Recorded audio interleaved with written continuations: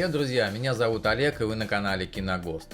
«Мужской стриптиз» Трефуалманти 1997 года – британская кинокомедия режиссера Питера Катанео, четырежды номинированная на премию «Оскар» и получившая премию за лучшую музыку к фильму. Всего же фильм завоевал 34 премии. Фразеологизм «full Monty» в британском английском примерно означает «все до конца», а в контексте фильма «стриптиз с полным раздеванием». До настоящего времени «Мужской стриптиз» 1997 года с кассовыми сборами в $258 миллионов при скромном бюджете в $3,5 миллиона остается самой кассовой британской кинолентой в национальном кинопрокате.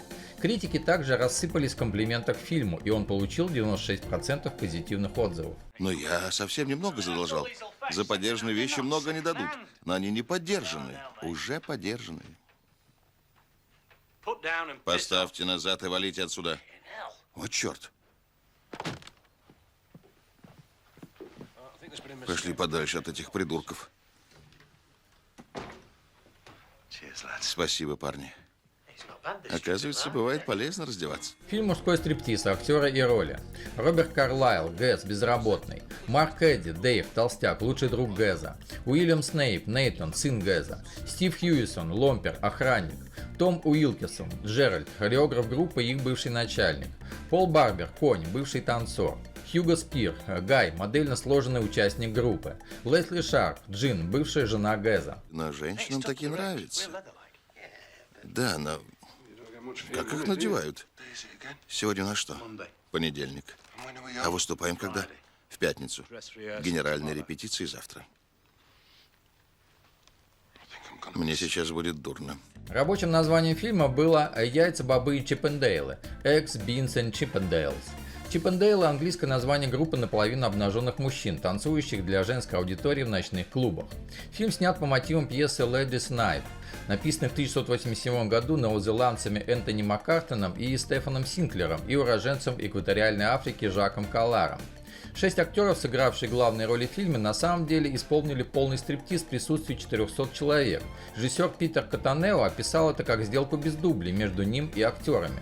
Во время съемок финального фрагмента хореограф лежал прямо перед сценой, вне видимости камер, и выкрикивал инструкции для актеров. Дэнни Бойлу было предложено стать режиссером картины «Мужской стриптиз», но он отказался, поскольку сценарий не заинтересовал его. Если ты по всему Шеффилду пройдешь голиком, может, тебе и дадут 10 фунтов. Какой ты остроумный. Девочки, возьмите с собой микроскопы.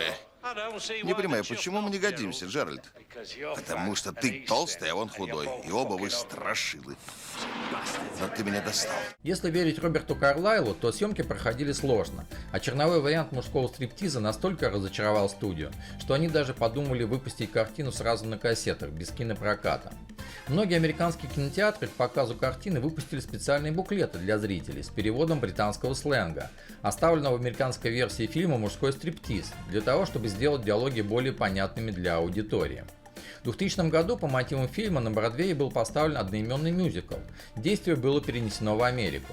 Спектакль «Мужской стриптиз» пользовался успехом и был номинирован на Тони. Первоначальная версия фильма «Мужской стриптиз» 1997 года оказалась слишком короткой, и через 3 месяца после окончания съемок был снят ряд дополнительных сцен. Это прошло без участия Роберта Карлайла, который к тому времени уже был занят в другом проекте.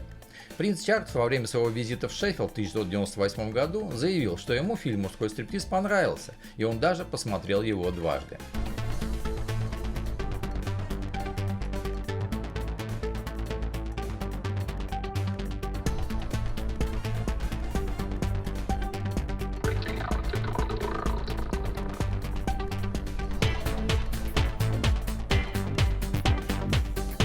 Фильм «Мужской стриптиз». Сюжет.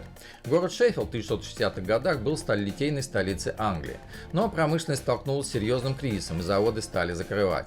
Для тысяч работяг-столеваров это означало безработицу. Потеряв работу, Газ Скофилд, Роберт Карлайл, рискует потерять и сына. Жена, с которой он развелся, требует алименты, или она запретит бывшему мужу видеться с Натаном, Уильям Снейп. В отчаянных поисках заработка Газ вместе с таким же безработным приятелем Дэйвом, Марк Эдди, начинает воровать металлолом заброшенных заводов. Однажды Газ натыкается на толпу женщин, ожидающих начала стриптиз-шоу в местном клубе. Увидев, каким успехом пользуется мужской стриптиз, Газ задумывается о собственном шоу. Он делится идеей с Дэйвом, вскоре к ним присоединяется охранник Ломпер, Стив Хисон. Увидев на занятиях в танцевальном клубе своего бывшего начальника Джеральда Купера, Том Уилкинсон, друзья приглашают безработного директора завода дать им пару уроков танцев. Чтобы набрать еще участников, рабочие устраивают кастинг. Из нескольких претендентов они выбирают пожилого танцора Хорса, Пол Барбер, и не умеющего танцевать, но отлично сложенного Гая, Хьюго Спир. Когда начинаются репетиции выступления, все участники сталкиваются с комплексами и неуверенностью в себе.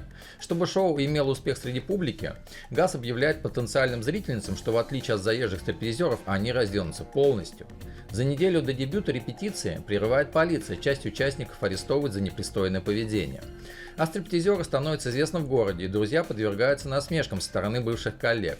Но решимость стриптизеров-любителей только растет по мере того, как они сталкиваются с трудностями. Мать Ломпера умирает, жена Джеральда бросает его, а бывшая жена Газа подает на полное опекунство над сыном. Им всем нужны успех и деньги, а значит, когда наступит день представления, они пойдут до конца.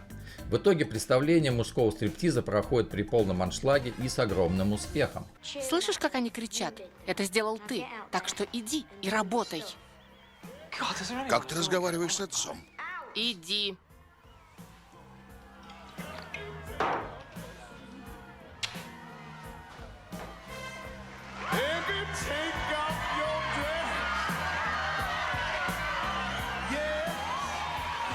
В первую очередь, мужской стриптиз 1997 года – это духоподъемный фильм о людях, снова открывающих в себе силы жить и радоваться, несмотря на тяжелые жизненные обстоятельства.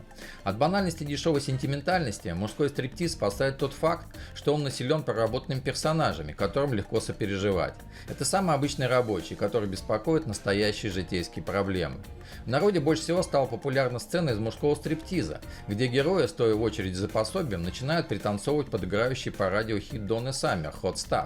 Это не просто умилительный и комичный момент, но еще и сцена, в которой зрителям дают понять, что в жизни персонажей наконец-то снова появились и заиграли краски. Ну, если им так нравится. Что ж, сколько людей, столько и мастей. В том числе и голубых. Заткнись, Дэйв. Мы же на похоронах. Извини. В отличие от обычных комедий, мужской стриптиз 1997 года умудряется всего за 1,5 часа затронуть еще несколько важных социальных вопросов, таких как бедность и безработица, которые приводят к ощущению бессилия, депрессии, криминалу, расколу семей и даже суициду, и поныне существуют как в Англии, так и во всем мире. Основной несомненный козырь этой комедии, за что ее стоит обязательно посмотреть, ее легкость, веселость, генеративность хорошего настроения. Одним словом, позитив настоящего мужского стриптиза.